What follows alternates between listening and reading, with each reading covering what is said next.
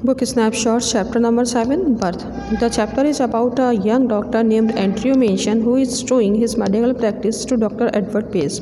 One evening, Morgan's called him because his wife, Susan Morgan, needs a doctor.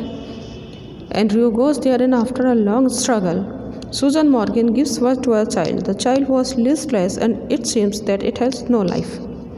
Now let's continue. Still kneeling, घुटनों पर ही झुके हुए, Andrew stared at the child. उस बच्चे की तरफ देखता है विद अ हैगर्ड फ्राउन. बहुत ज़्यादा थका हुआ था, एक थके हुए चेहरे पर. Frown means movement of eyebrows. Eyebrow को थोड़ा तिरछा कर कर उसको देखता है टेंशन के साथ में, थोड़ा परेशानी से. तो whiteness meant only one thing. जो सफ़ेदी उस बच्चे के ऊपर थी, वाइटनेस जो नज़र आ रही थी, उसका केवल एक मतलब था, asphyxia pallida means the condition and the unconscious condition because the lack of oxygen in the blood and the lot of carbon dioxide. Blood में ऑक्सीजन की कमी और कार्बन डाइऑक्साइड की अधिकता, इस वजह से बच्चा बेहोशी की हालत में था. एंड हिज माइंड, और उसका दिमाग अननेचुरली टेंस, जो कि एक बहुत अधिक टेंशन में था, बहुत अधिक टेंस था. Raced back to a case he once had seen in the Samaritan. अचानक से उसका दिमाग एक केस की तरफ पीछे दौड़ कर गया. उसने उसको दिमाग में आया, सोचा एक बार उसने ऐसा ही समारिटन में देखा था. एक चैरिटेबल इंस्टीट्यूट था, वहाँ पर उसने देखा था. To the treatment that had been used, उस ट्रीटमेंट को जो कि उस किसी को दिया गया था वहाँ पर इसी कंडीशन में, ऐसे बच्चे के साथ में था. Instantly he was on his feet, और अचानक से वो खड़ा हो गया.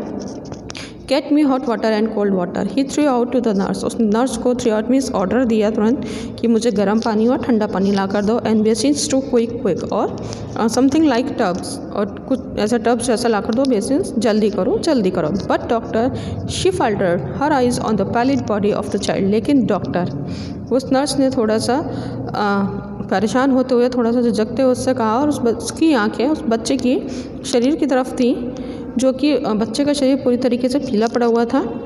क्विक ही शाउटेड, वो ज़ोर से चिल्लाया, डॉक्टर जल्दी करो. स्नैचिंग अ ब्लैंकेट, उसने एक ब्लैंकेट खींचा. He laid the child upon it, उस बच्चे को उसके ऊपर लेटाया. And began the special method of respiration, और रेस्पिरेशन का स्पेशल मेथड शुरू किया उसने. जो बेसिन्स अराइव्ड, बेसिन आ गए थे. The big iron kettle. Your means a big jug, एक बड़ा सा जग था, एक बड़ी आयरन केटल थी. Frantically he splashed cold water into one basin.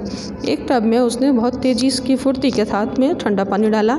Into the other he mixed water as hot as his hand could bear, और दूसरे में उसने गर्म पानी को मिक्स किया, इतना जितना कि उसका हाथ सहन कर सकता था.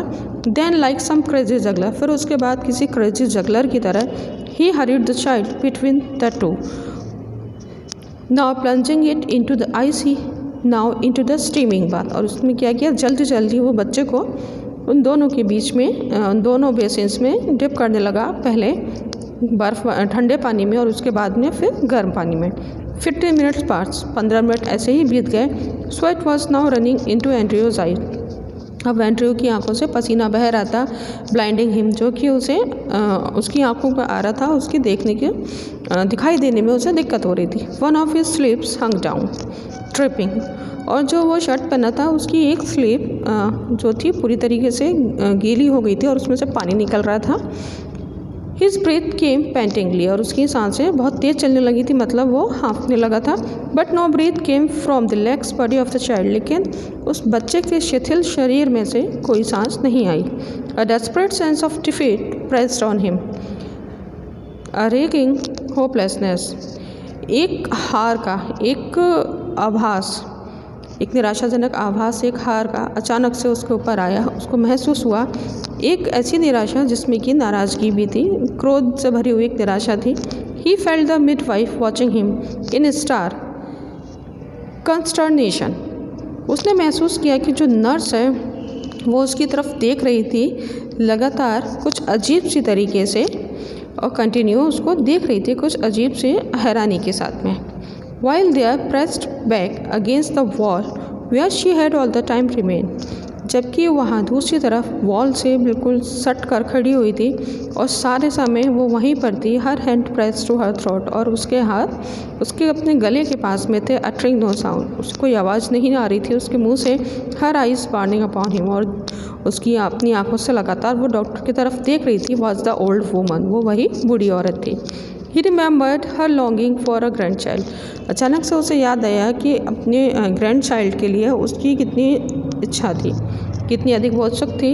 As great as had been her daughter's longing for this child, उतनी ही तीव्रता थी उसके अंदर अपना ग्रैंड चाइल्ड के लिए जितनी कि उसकी डॉटर को यानी कि सूजन मॉर्गन को थी अपने बच्चे के लिए। ऑल डेस्ट अवे नाउ, सभी कुछ एक तरीके से धूमिल हो गया था।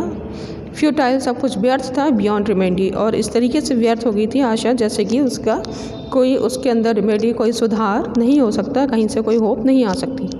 The floor was now a draggled mess, फर्श पूरी तरीके से गीला हो गया था और गंदा हो गया था। Stumbling over a shopping towel, Andrea almost drop the child.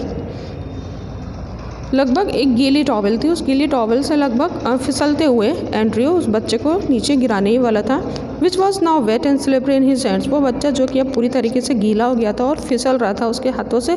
Like a strange white fish, जिस तरीके से कोई अजीब सी वाइट कलर की फिश हो। For mercy's sake doctor whimpered the midwife, उस नर्स ने कहा डॉक्टर बात को सुनिए, इट्स स्टिल बॉर्न, इसका जन्म हुआ था तो ये डेड था, मरा हुआ था। एंड्रयू डिड नॉट हीड हर, लेकिन एंड्रयू ने उसकी बात नहीं सुनी। बीटन, वो थका हुआ था। डेस्पेरिंग, निराशा से भरा हुआ था। Having लेबर्ड in when for half an hour, और जो आधा घंटे तक लगभग उसने जो मेहनत की थी वो सब कुछ बेकार थी, व्यर्थ थी। He still persisted in one last effort, फिर भी उसने अपने आखिरी प्रयास को जारी रखा। Rubbing the child with a rough towel, उसने उस बच्चे को एक रफ टॉवेल से रगड़ा। Crushing and releasing the little chest with both his hands, और उस बच्चे के छोटे से चेस्ट को दोनों हाथों से क्रशिंग किया, उसको क्रश किया, फिर उसको रिलीज़ किया। Trying to get breath into the limp body, और कोशिश की कि उस शिथिल पड़े हुए शरीर में कहीं से भी सांस आ जाए। And then as by a miracle, और तब एक चमत्कार हुआ हो जैसे। The peg with chest which his hands enclosed gave a short convulsive heave, उस छोटे से चेस्ट में अचानक से, जो कि उसके हाथों से दबा हुआ था, उसके हाथों के पास में था, अचानक से उसमें ब्रीथ के साथ एक जर्क आया, एक अचानक से उसमें बहुत तेज़ से झटका आया और सांस के अनादर, उसके बाद एक और, एंड अनादर, उसके बाद एक और। एंड्रयू टर्न गिडी, एंड्रयू बहुत एकदम से उसको ऐसा लगा कि एक ऐसी चीज़ हुई जिसकी कि उसको शायद एक्सपेक्टेशन, क्योंकि वो हार चुका था तो एक्सपेक्टेशन उसे नहीं थी, और इस वजह से उसको क्या हुआ, एकदम से उसको लगा जैसे उसका सर घुमा हो, खुश बहुत हुआ वो। The sense of life springing beneath his finger, कि उसकी उंगलियों के नीचे एक जीवन का आभास था। आफ्टर ऑल द अनअवेलिंग स्ट्रीविंग, उन सब जो उसने जितने भी एफर्ट्स किए थे, उन सारे एफर्ट्स जो कि सारे वेन सब बेकार थे, यूजलेस थे, उन एफर्ट्स के बाद उसको अपनी उंगलियों के नीचे एक जीवन का आभास हो रहा था। Was so exquisite it almost made him faint, और ये इतना अधिक एक तरीके से इतना सब कुछ ठीक हुआ था और इतना ज़्यादा वो हैरान था कि इस वजह से उसको लगा कि वो जैसे कि फेंट हो गया पूरी तरीके से, उसके सोचने समझने की ताकत चली गई है। ही रिडबल्ड हिज एफर्ट्स फेवरिशली, और उसके बाद में उसने अपने जो एफर्ट्स कर रहा था उसको उसने डबल कर दिया और बहुत तेज़ी से उन एफर्ट्स को वो करने लगा। The child was gasping now deeper and deeper, बच्चा अब जो था सांस ले रहा था और गहरी और गहरी। A bubble of mucus came from one tiny nostril, और उसकी छोटी सी नॉस्ट्रिल में से एक छोटा सा बबल निकल कर आया लिक्विड का। अ जॉयफुल इरिडिसेंट बबल, एक खुशी से भरा हुआ ब्राइट बबल था वो। The limbs were no longer boneless, अब वो जो लिम्स थे वो बोनलेस नहीं लग रहे थे। The head no longer lay back spinelessly, और जो सर था ऐसा नहीं लग रहा था कि अब वो स्पाइनलेसली लुढ़क रहा है इधर उधर। The blanched skin was slowly turning pink, और वो जो सफ़ेद स्किन थी उसकी अब वो धीरे धीरे से पिंक पड़ रही थी। Then exquisitely came the child's cry, उसके बाद अनावश्यक रूप से अचानक से बच्चे की एक तीव्र रोने की आवाज़ आई।